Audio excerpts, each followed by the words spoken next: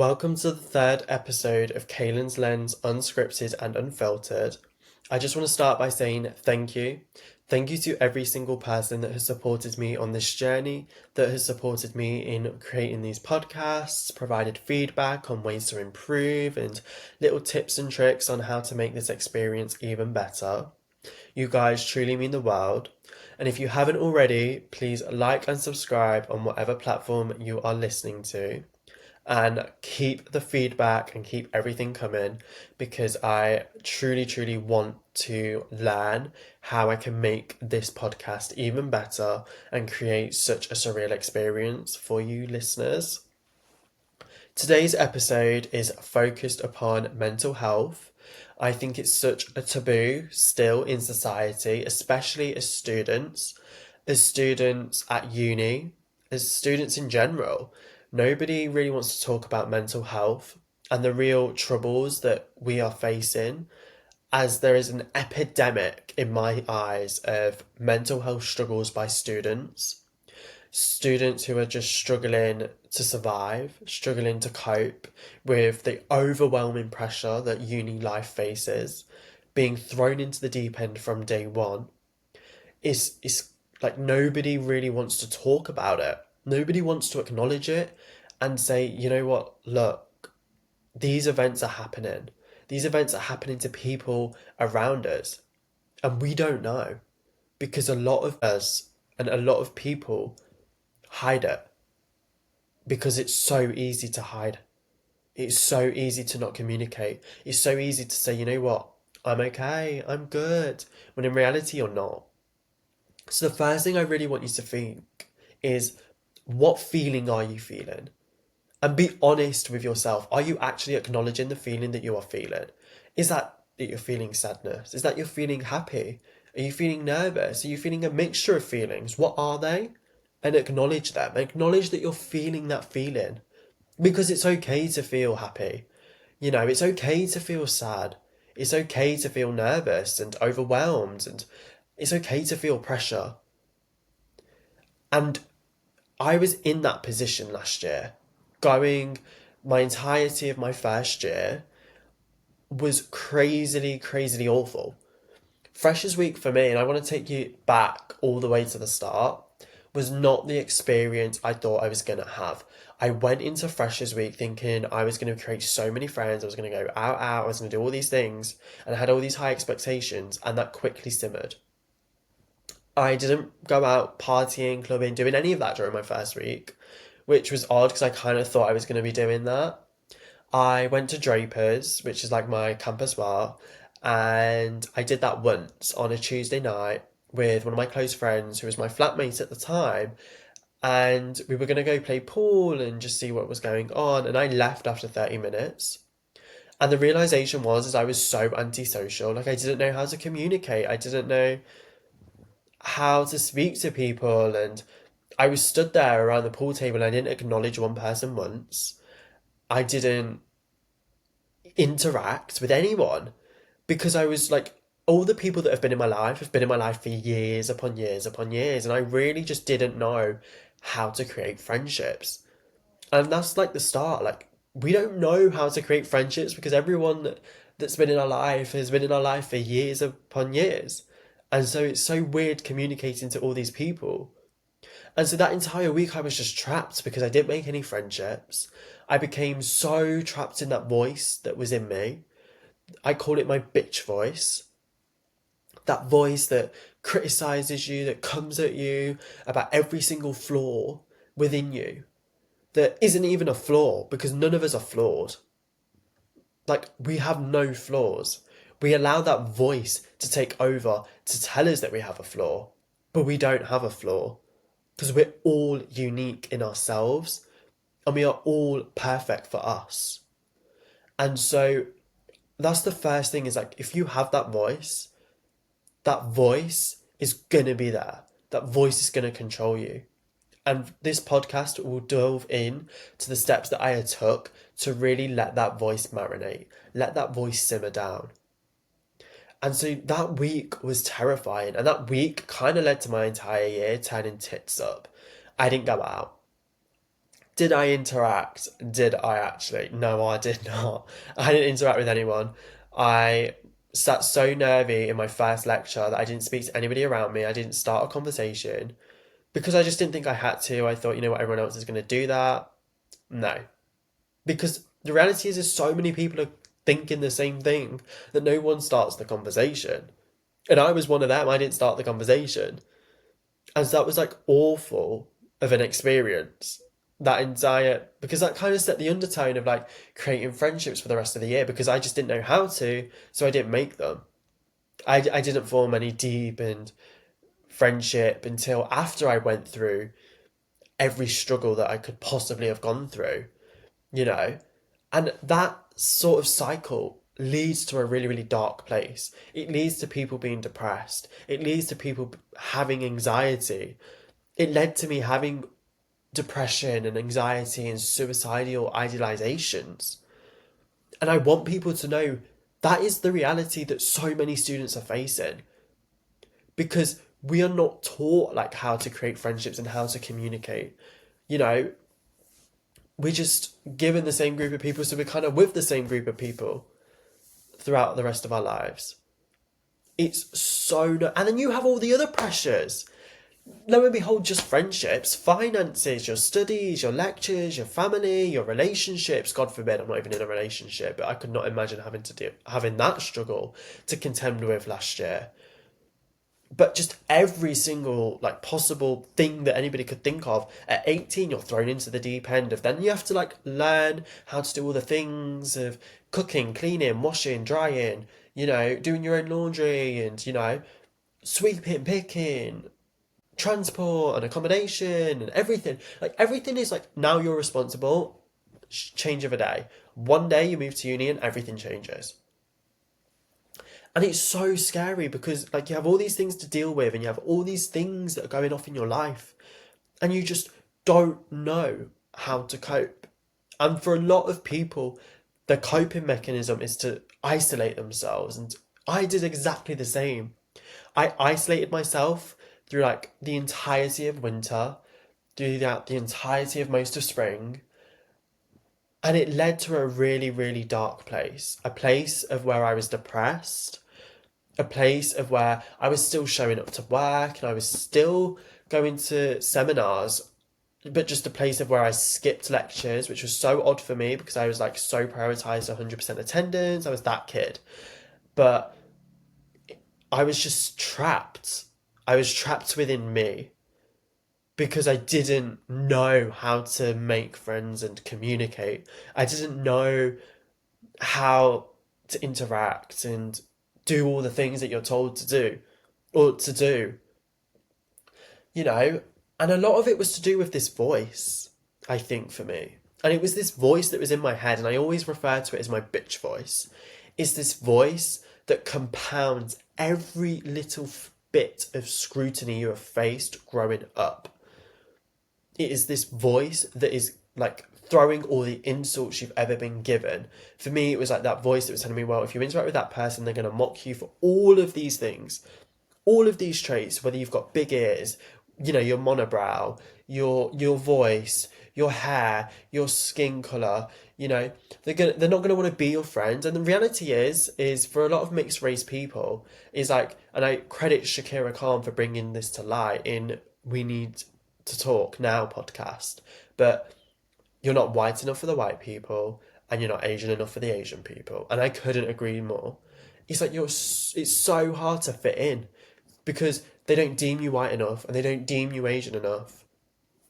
It's like, where do I fit in? How do I fit into this?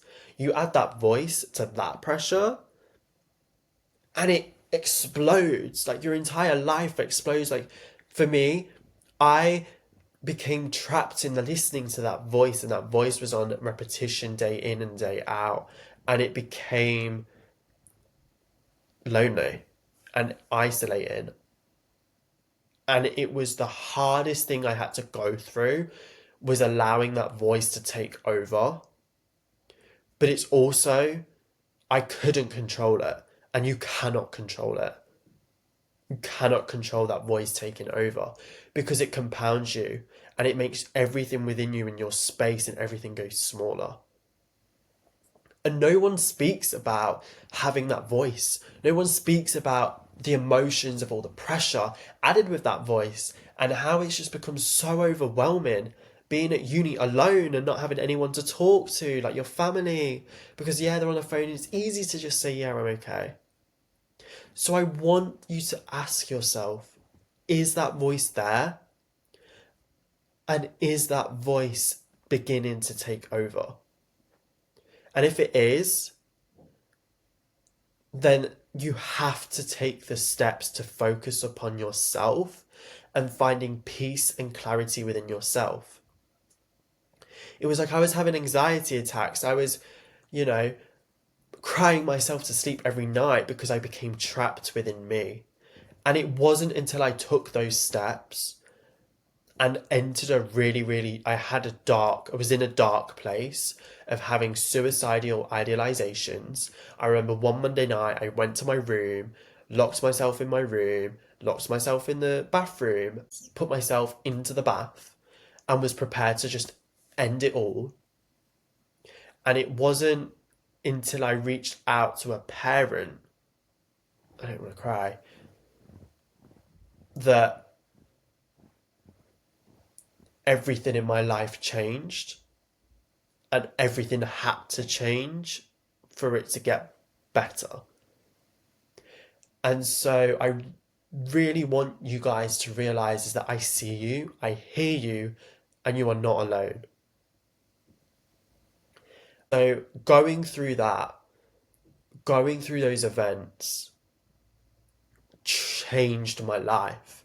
And I'm a firm believer of like you go to a dark place and it catastrophically will change every part of your life. It's a fact. It's known. For me, that's my experience, and everyone's different. And so it was the steps I took after that experience that shaped me to become the person who is content with how their life is now and doesn't allow that voice to take over. And step number one was reaching out to my parents, who reached out to my student support advisor. You know, if I hadn't had my parents, I don't know what I would have done. And let's say you're not close with your parents, reaching out to an aunt, reaching out to a cousin, reaching out to a friend that is like so supportive, that is real, that isn't going to criticize you, that isn't going to come at you, that isn't going to, be fake. Reaching out to a lecturer, a convener, reaching out to a flatmate, reaching out to a cleaner, just anyone.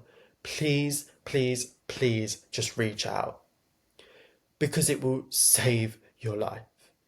Finding that person who hears you and sees you.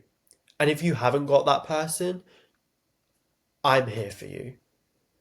My socials at Kalen Harold on Instagram, at Kalen.Harold on TikTok. I will always, always, always answer your messages. Kalen at kalenslens.com, the email address. I'm always here for anyone that needs any help or any voice to talk to or friend to talk to. So please, please, please reach out. And so me reaching out led me to go into therapy and go into counselling. And if I can tell anybody at any point, go to therapy and go to counselling, because that too will change your life. That too will make you realize that that voice within inside of you, that bitch voice that I refer to, is nothing and is worthless.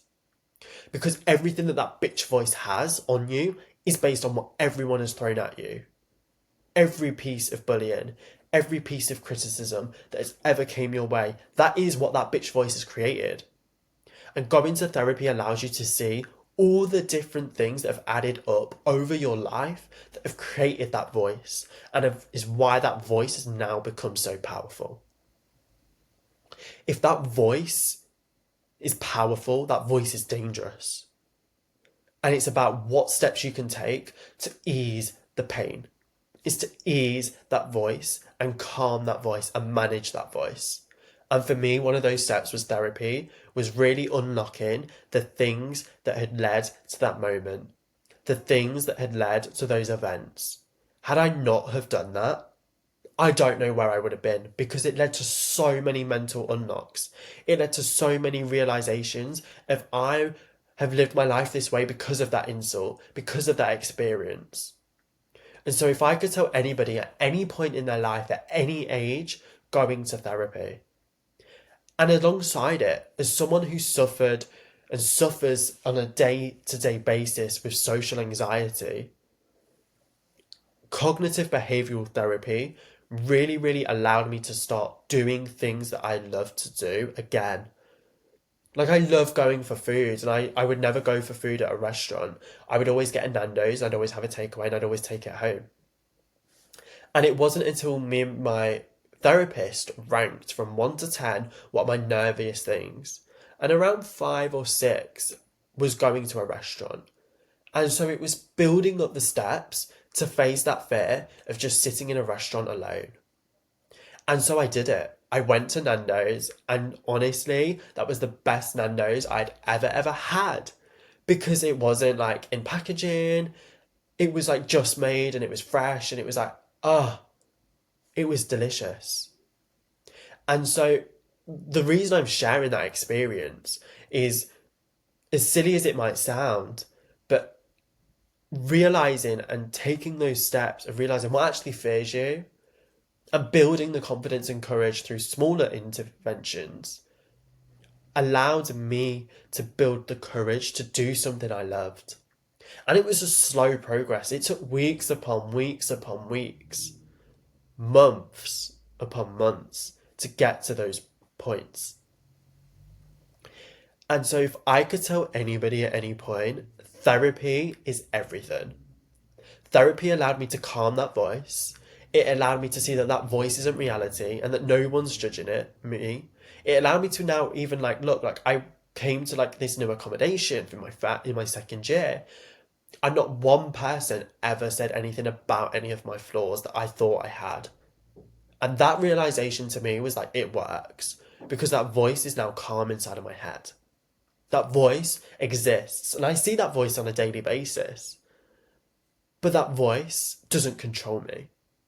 And it's such a long progress, and you have to be accepting that it's a long progress. And that journey shapes you. That journey will change your lifestyle, it changes everything about you.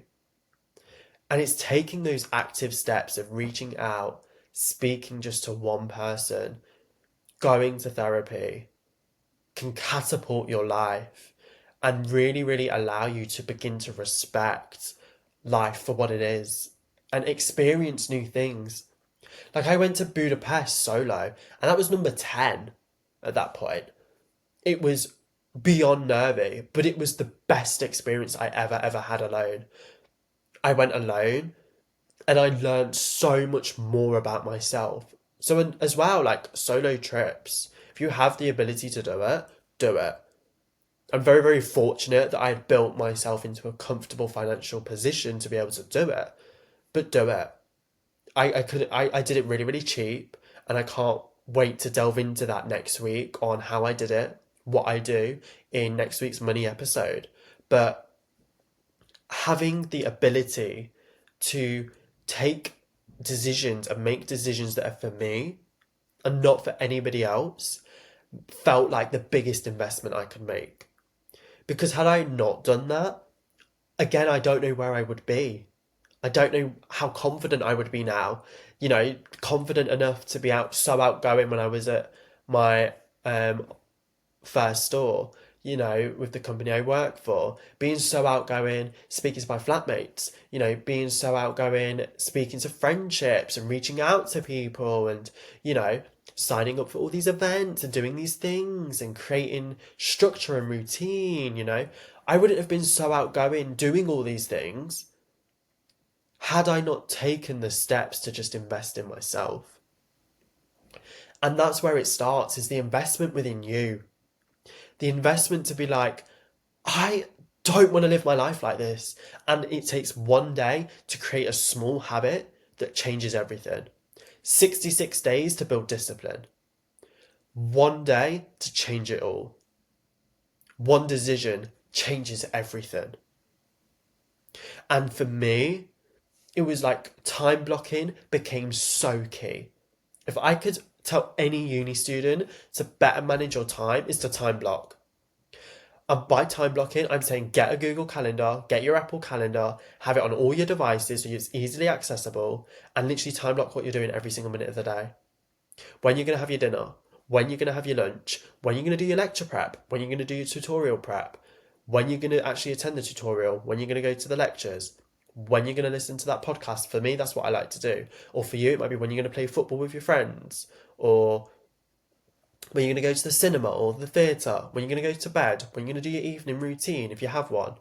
I mean, I do. But when you're going to go to the gym. Like, I time block my days so I know when I can fit things in and who I can see and when I can do things. And it has catapulted my life. Like, I now can book things in and I can do things. I can see friends because I was so constantly worried about the pressure of uni and became so trapped in my uni work that I didn't see friends and I didn't make friendships because of that. And now I'm like, I can go play pool with my one of my closest friends, one of my flatmates from last year. I recently we scheduled in because of our lives being so busy, but me and another friend going to Richmond Park in a couple of weeks. You know, potentially going to a football match. You know, me going shopping and me going on dates, and because that's a whole experience which I just don't want to get into is relationships because I just don't know at this point. But that's not the story for today. But like doing more things that I love and doing more things that are for me. And that's what it takes, as I think time blocking is so key. And I never ever had heard anyone talk about it until an episode with Emma Gredd, who like everyone knows is like my biggest inspiration. But like, taking those steps to really invest into myself, of like just time blocking your day, you know, actively doing the things that can better you, like going to the gym because that's me prioritizing my health and getting my 10,000 steps in. Like, if I could tell anybody at any point, it's invest in yourself because the investment you make in yourself is going to create the magic that you dreamt of from day dot. Like, I wouldn't have been able to create a podcast alongside a full time uni, alongside a part time job, had I not time blocked, had I not took the time to plan my weeks and my days.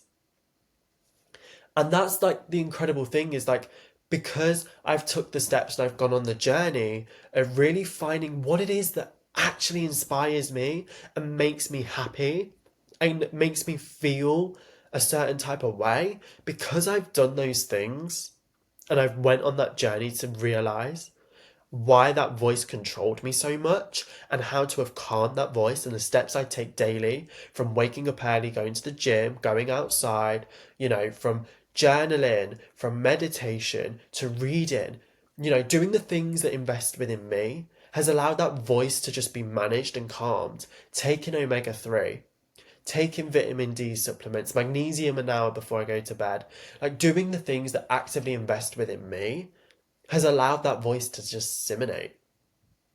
And it still exists. It's like not every single day is a good day. It's like even this morning, my legs were aching from a long day of work. And because they were aching so much, it was just, I don't want to go to the gym. I don't want to do a leg day. And I still went and I did a leg day. And I'm probably feeling the effects now. But God forbid, like having that discipline and creating that discipline create so much more magic that you can do so much with your life. And I think I had to go to a really, really dark place to have been able to have gone on that entire journey of rediscovering myself, rediscovering things that I love to do and happiness within me. Because hadn't I done that, I wouldn't be where I'm at now, where I feel content, where I have this ability to just work hard on my studies and treat it like a full-time job, but also balance everything else and still connect with friends from back home. My best friend who's all the way in Aberystwyth, and find that time that I respect her boundaries and, you know, respect every friendship's boundaries and not overexerting. but also not underexerting, because making sure I really take the time to value the friendships that I have and that I've formed, and investing my time within friendships and myself. And it's just allowed the dopamine within me to just, or serotonin, I don't really know which one it is. I don't want to get all sciencey about it, but it's just catapults your life. I don't know any other way. And another part of it, which I'm really, really proud to speak about, is emotion and feelings. Like, as a guy, no one ever speaks about crying, because it's like, oh, you're not a man if you cry, you're not tough enough if you cry. But it's like, and that was how I was wired in a way. So I wouldn't really speak about my vulnerabilities or like being vulnerable or emotional. I became really, really hyper independent. And it wasn't until like I realized that it's okay to cry. It's okay to feel the way that you feel. And I praise Lily Reinhart's episode on the On Purpose podcast, where she speaks about it. Where it's like, it's okay. It's okay to cry. It's okay to feel the way that you do. And I felt like for some time I was having to justify it.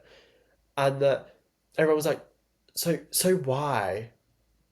And it's like, there just isn't a why. There isn't a why to having depression or anxiety. It's okay to have it. It's okay to cry and let it all out. And it was like, even a couple of hours ago, I was literally like crying to myself. It just sounds really weird, but it was just like, oh my God, I miss my work colleagues from back home. I miss our conversations. I miss how I'd annoy them all. Because let's just be real, I just annoyed everyone in that place. Which I feel like they're so glad that I'm no longer there. But like I just annoy them in the funny, perkiest way. I just annoy having the funny arguments with my mother over like a yogurt. I love having the honest conversations with my dad about just life, and then having the really, really weird conversations with my brother about honest conversations, and then conversations where we just piss each other off. Like, I miss those. I was having like a little moment earlier of like, oh, like I do miss it. As much as I love my life here, like I do miss it. And I think it's real and it's raw. And that's just something that nobody ever really talks about, is having emotion and having feeling. Because it's like you're just set in a way on social media that you're meant to feel the way this way because of this, and you're meant to feel it like life is so good and there's nothing going wrong. But it's like it's okay to cry, and it's okay to have feeling and emotion and feel raw. And I felt like I felt more of a man having that. I felt more empowered having those feelings. And so I really want you to just embrace it. Embrace the journey that you're about to go on. Because it's gonna reach a point where it might reach dark. And it might be a dark place. So reach out to someone, please. Contact the NHS, and they provide guidance on counselling, and they offer counselling. If you have the funds, I really strongly suggest going to therapy, because it allows you to unlock so much. For me, it did. And I know some people don't like therapy, but I can only speak on my experience. You know, my university offers free guidance and offers counselling and therapy, which I did take advantage of. You know, like so many universities are offering it, but we are never told about it. Even if you're in secondary school, speak to a teacher, because some schools do have mental health individuals, mental health first aid trained individuals. My school did, and I didn't even realize until like my secondary school, until like my I seen a sign on a door that said that that's what that person does, because it was never ever spoken about to any of us, that that was actually a thing that we could have got. And I wish I took advantage, because if I knew of it, but I didn't. And that's because the conversations just aren't happening. They aren't happening within life. And so I really want you to take from this episode is it's okay to have feelings. It's okay to feel the way that you do. And it's okay to be raw. It's okay to be honest. Because there's going to be bad days and there's going to be amazing days. And that's what life is. It's not this picture perfect Instagram reel that you see. It's hard. It's tough. Especially being thrown into the deep end at uni. So I want you to know that I see you, I hear you, and I'm forever going to be here for you. Because you're not alone. And so I really want you to take that the best investment you can ever make is in yourself, in your happiness, your peace, and your emotion. Healing old wounds, healing new wounds, facing the challenges that life face. If you take the steps, you can live a life where that voice doesn't control you, and you can live a life where you control that voice. And so I want to end it with that next week's episode, like I've said, is going to be all about money. And I feel like it kind of ties in well because it's such a stress, especially with the cost of living crisis slowly creeping up with the CPI of inflation slightly increasing recently, and how a lot of that is predominantly because of food. And I don't think anyone's really speaking about, well, everyone speaks about the cost of living, but why? Why is it happening?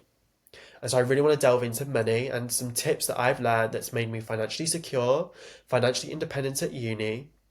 And until then, please remember that the best investment you can ever make is in yourself.